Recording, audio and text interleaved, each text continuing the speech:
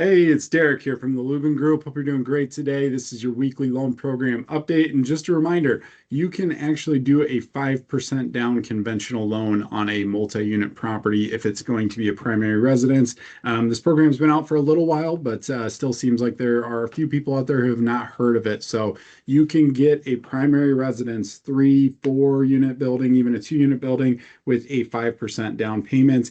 Prior to this change, if you were buying it as a primary residence for a 3 or 4 unit building, you had to put down at least a 20% down payment, and a 2 unit property typically required a 15% down payment. So no longer for multi-unit properties is FHA really the only low down payment option. You can get a conventional loan, not have to deal with potentially some of the repair issues you might come across with an FHA loan, and get in there with a low down payment. So with the current loan limits that are out there, that'd be a 4 unit building with almost a $1.7 million purchase price with a 5% down payment. We can use the rent towards qualifying for that as well. So if you have somebody out there who's looking to pick up an investment property, get into a multi-unit property, just remember primary residence conventional loan as little as 5% down. That is your weekly loan program update.